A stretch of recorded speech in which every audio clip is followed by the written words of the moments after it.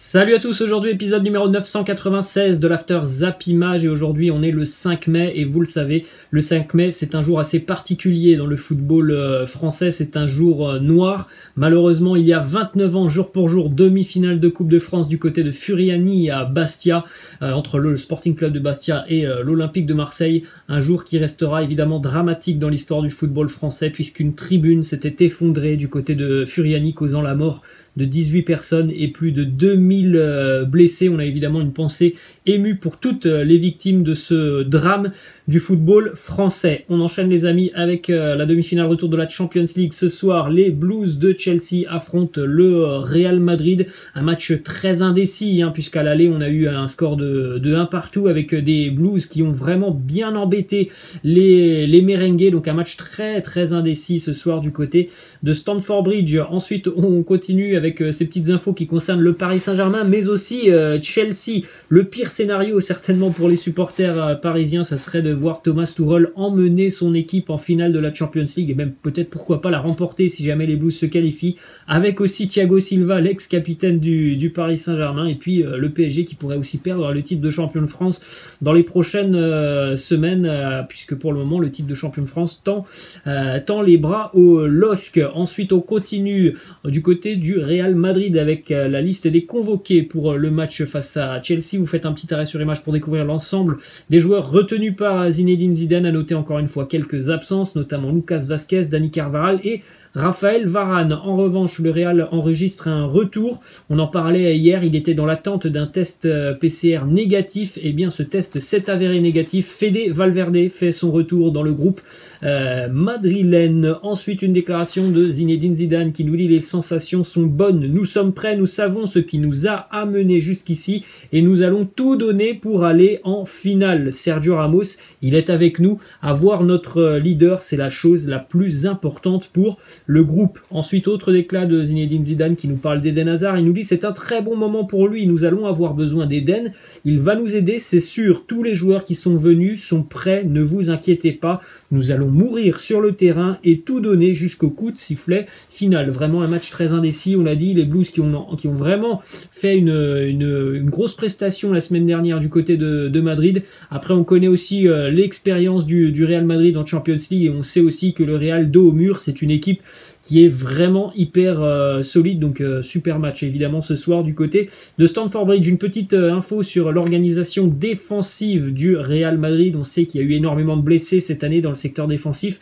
Cette statistique qui nous le prouve. Lors des 19 derniers matchs sans défaite du Real Madrid, toutes compétitions confondues, Zinedine Zidane a dû aligner 13 défenses différentes. C'est pas toujours facile évidemment. Il doit toujours bricoler. Ensuite, on a une déclaration de Nouri Sahin, ancien joueur du Real, ancien joueur aussi de Borussia Dortmund. Il nous dit: Chelsea joue très bien. Il se peut que ce soit la meilleure équipe au niveau tactique en ce moment, mais en face il y a le chef de la Ligue des Champions, le Real de Zidane. Je croise les doigts pour Madrid, ils peuvent se qualifier. Il est vrai que tactiquement Chelsea, depuis l'arrivée de Thomas Tuchel, c'est quand même assez impressionnant. C'est un 11 hyper costaud, les Blues de Chelsea.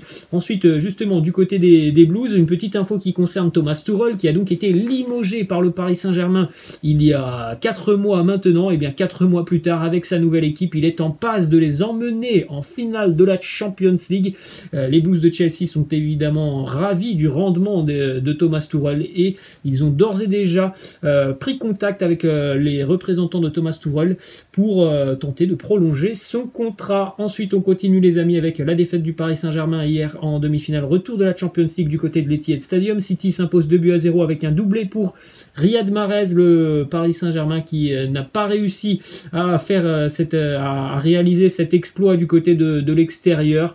Le PSG qui a même terminé ce match d'une bien mauvaise manière, d'une triste manière. Expulsion de Di Maria pour un mauvais geste et puis en fin de match, voilà, c'était pas très beau ce que nous présentaient les Parisiens. Évidemment, il y avait de la frustration, mais voilà, ça n'explique pas tous les mauvais gestes que l'on a pu voir en fin de match du côté du Paris Saint-Germain. Il faut accepter de perdre et accepter aussi dignement la défaite, ce qui n'a pas été le cas du PSG sur la fin de match. On regarde les statistiques de cette rencontre qui sont plutôt favorables au Paris Saint-Germain. Le seul problème, c'est qu'elles sont favorables dans des domaines qui, au final, ne sont pas si importants que ça dans le football, puisque Paris a dominé en termes de possession l'équipe de City, donc ça c'est quand même très très rare. Paris a beaucoup plus, en tout cas plus tiré, on va dire, que City à 14 tirs à 12. En revanche, le gros problème, voilà, 0 tir cadré pour le Paris Saint-Germain hier, 5 pour les Sky Blues, donc 0 tir cadré. Vous doutez bien que c'est impossible de marquer, et c'est même quasiment impossible d'amener du danger sur le but d'Ederson, hein, le PSG, qui n'a pas pu profiter, notamment en première période, des erreurs de relance de la défense des Sky Blues. Ensuite, cette statistique sur les 0 tir cadré du Paris Saint-Germain, c'est tout simplement une première en Ligue des Champions. Aucun tir cadré, ça n'est jamais arrivé du côté de Paris sous l'ère qatari. On poursuit avec donc la première qualification de l'histoire de Manchester City en finale de la Ligue des Champions. Une qualification globalement normale, hein, pour les Citizens, qui pour moi ont été supérieurs au Paris Saint-Germain sur ces deux rencontres. Donc ça sera la première pour les Sky Blues après tant d'échecs, hein, sur les années précédentes pour les Sky Blues. Enfin, ils ont atteint la finale. Maintenant, il reste évidemment la dernière marche, hein, remporter cette finale. Ensuite, on a les stats de Riyad Mahrez qui quasiment à lui tout seul a fait sombrer le Paris Saint-Germain sur cette double confrontation. Buteur à l'aller sur ce coup franc un petit peu chanceux, et puis double buteur hier. Riyad Mahrez a été évidemment très important pour les Sky Blues. La déclat justement de Riyad Mahrez qui me dit: je pense que c'est mérité, on a su être efficace au moment où il le fallait, ils ont perdu leur nerf, ça nous a facilité les choses à la fin, on mérite d'aller en finale. Et il est vrai que voilà, le Paris Saint-Germain, on l'a dit, n'a pas pu profiter des erreurs défensives des Sky Blues en première période. City, la première occasion en première mi-temps, eh bien, elle termine au fond. Voilà, on pourra parler évidemment du rendement de certains joueurs offensifs du côté du Paris Saint-Germain qui ont été hyper décevants hier. Ensuite, on enchaîne avec cette petite image. Est-ce que c'est la recrue de l'année? Ruben Dias, le défenseur central de Manchester City, qui a un apport évidemment indéniable avec les Sky Blues depuis son arrivée. On sent beaucoup plus de tranquillité dans la défense des Sky Blues, une équipe qui pour moi, hein, depuis quelques années, était quand même régulièrement prise à défaut défensivement, une équipe qui était assez mal équilibrée. Cette année, on a quand même un gros équilibre, hein, du côté du secteur défensif des Sky Blues. On regarde les stats de Ruben Dias hier face au Paris Saint-Germain, un match assez impressionnant pour le Portugais.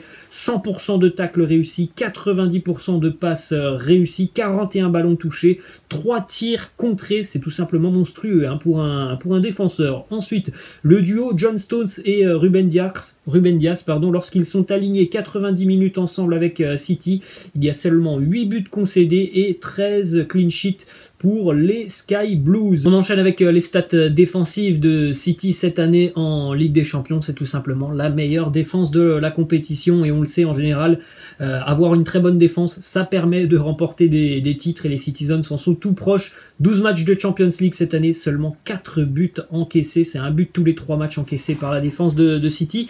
Là aussi, c'est quand même très impressionnant. Ensuite, on a une déclaration de Rio Ferdinand qui nous parle de Phil Foden, qui encore une fois hier a été quand même très bon, hein. Phil Foden, il a vraiment un talent assez incroyable. Rio Ferdinand qui nous dit: sur la forme du moment, je dirais que Phil Foden est le meilleur jeune joueur du monde en ce moment. Je pense qu'il n'est pas loin de la vérité. Il a un talent, il a une force de percussion, de changement de rythme, il a une qualité technique au-dessus de la moyenne. Il est bref très impressionnant, Phil Foden. Ensuite, on a une déclaration de Pep Guardiola qui nous dit: je ne peux pas demander plus que ce que j'ai vécu dans ma carrière d'entraîneur. J'ai gagné 2 fois la Champions League, j'ai été plusieurs fois en demi-finale. Même si je perds demain, je ne demanderai rien de plus. Il est comblé, évidemment, Pep Guardiola, qui va remporter le titre de champion d'Angleterre, qui est en finale de la Champions League. Bref, c'est un entraîneur évidemment qui restera légendaire. Ensuite, du côté du Paris Saint-Germain, la première déclaration, c'est celle de Marco Verratti et de Ander Herrera en conférence de presse hier. Ils ont estimé que sur la double confrontation, le Paris Saint-Germain avait été meilleur que Manchester City. Moi, personnellement, je ne vois pas les choses de la même manière que je pense que City a été meilleur que le PSG sur les deux rencontres. Ensuite, double déclaration de l'entraîneur Mauricio Pochettino qui nous dit: on a tout donné, je suis déçu parce qu'on méritait mieux, mais on doit être positif, on est arrivé ici réussi en ayant battu le Barça et le Bayern. C'est dommage de ne pas arriver en finale, mais l'équipe n'a jamais abandonné. Elle s'est battue jusqu'au bout. On a joué à 10 contre 11 à l'aller, mais aussi au retour. Ce n'était pas pour nous.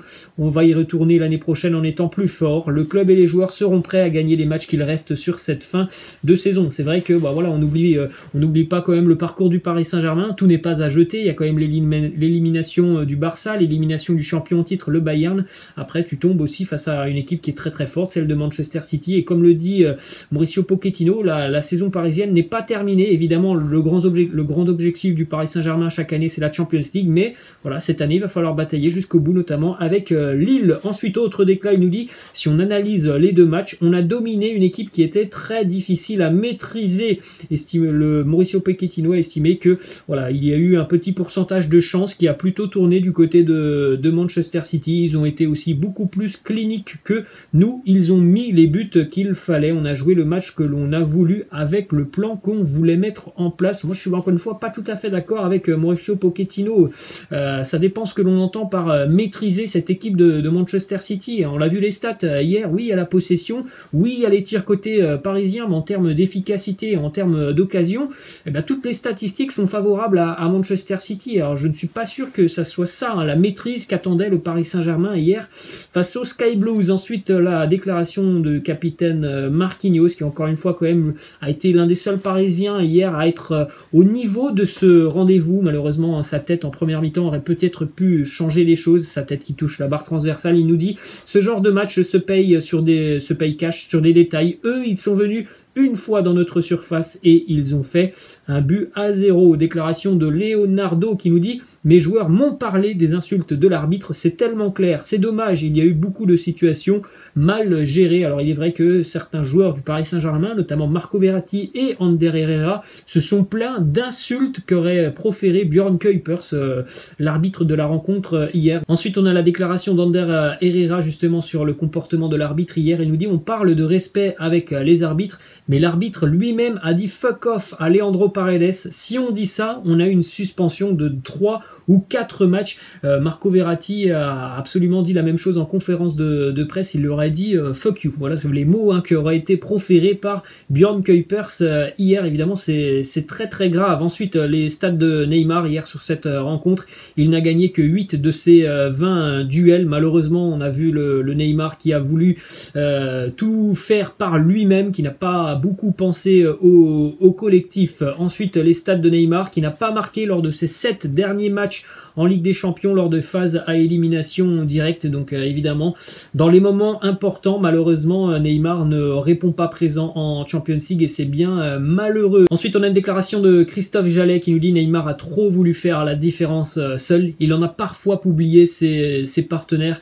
Il est vrai que je pense tous les supporters du Paris Saint-Germain doivent être très déçus du rendement de Neymar dans ces matchs où il doit normalement tout simplement faire parler son talent. Et bien malheureusement, les statistiques que l'on vient de voir il y a quelques instants nous le prouvent. Il est trop souvent absent lors de ces grandes rencontres. Ensuite, une stat aussi sur la faiblesse offensive du Paris Saint-Germain sur ces deux rencontres. Le dernier tir cadré du PSG face à City remonte à la 28e minute du match aller. C'est complètement hallucinant. On enchaîne avec les stats du Casper parisien hier. Sincèrement, Mauro Icardi, il n'a été d'aucune utilité sur le front de l'attaque hier du côté de Paris. 16 ballons touchés, 0 ballons touchés dans la surface des Citizens, 0 tir, 40% de duels gagnés. Évidemment, ça c'est un match qui ne va pas permettre à Mauro Icardi d'engranger de la confiance, surtout auprès des dirigeants parisiens. Ensuite, les amis, on va terminer du côté de Paris avec donc le parcours du Paris Saint-Germain sur ces dernières années. Donc c'était finale l'année dernière, c'est demi-finale cette année. Donc il y a quand même, voilà, encore une fois, un progrès côté parisien. C'est que sur les 2 dernières années, tu finis à chaque fois dans le top 4. Donc ça, c'est évidemment positif pour le Paris Saint-Germain. Mais après, voilà, il y a beaucoup de choses à ajuster du côté du Paris Saint-Germain. Ensuite, on prend la direction de Barcelone avec la Liga qui a ouvert un dossier disciplinaire pour violation du protocole sanitaire contre les joueurs du Barça après que ces derniers se soient rassemblés chez Léo Messi dans le but de partager un repas et de souder un petit peu le groupe. On en a parlé hier. Eh bien, ça n'a pas plu à la Ligue de football professionnel. Ensuite, on continue avec cette info qui concerne Ansu Fati, blessé de longue date du côté du Barça. Il va se faire de nouveau opérer du ménisque et il sera forfait 2 mois supplémentaires. Il s'agit de la dernière opération pour pouvoir revenir au top la saison prochaine. Il manquera évidemment l'Euro, mais aussi les Jeux Olympiques. Toujours du côté du Barça, Agüero aurait pris la décision de s'engager du côté du FC Barcelone. Il serait même prêt à baisser son salaire. Le Barça est sa priorité sur le mercato. Il en aurait d'ores et déjà parlé du côté de Manchester City. Ensuite, on prend la direction de l'Italie avec le retour de l'Empoli en Serie A. Ils sont champions de Série B, l'Empoli. Ils étaient descendus de Serie A il y a 2 ans. Petite info maintenant du côté de la Juventus. Selon plusieurs quotidiens portugais, Cristiano Ronaldo voudrait terminer sa carrière au Portugal, là où tout a commencé pour lui, c'est-à-dire avec le Sporting Portugal. En revanche, il souhaiterait tout de même terminer son contrat avec la Juventus. Ensuite, direction le Bayern Munich avec Javi Martinez qui quittera le Bayern libre de tout contrat à la fin de saison. Alors ça devait déjà être le cas l'été dernier, puis finalement il n'était pas parti. Donc voilà, ça sera la fin pour Javi Martinez avec le Bayern lors du prochain mercato. Une petite info du côté de la Fédération française de football qui a entrepris des démarches auprès du gouvernement pour vacciner les joueurs de l'équipe de France qui seront retenus pour l'Euro. Évidemment, vaccination prévue avant le début de la compétition. Et on termine, les amis, avec le headshot de Ryanair, la compagnie aérienne qui a envoyé un petit message sur les réseaux sociaux à José Mourinho. Voilà le message. José sera ravi de savoir que nos vols Londres-Rome ne sont qu'à 15 livres en ce moment. Vu son manque de trophées gagnés chez les Spurs, nous pensons qu'un bagage à main suffira pour son voyage. Le petit troll de la compagnie Ryanair envers José Mourinho. Voilà les amis, la fin de cet After Zap Image. J'espère que ça vous a plu. Je vous laisse, je vous dis à la prochaine. Ciao.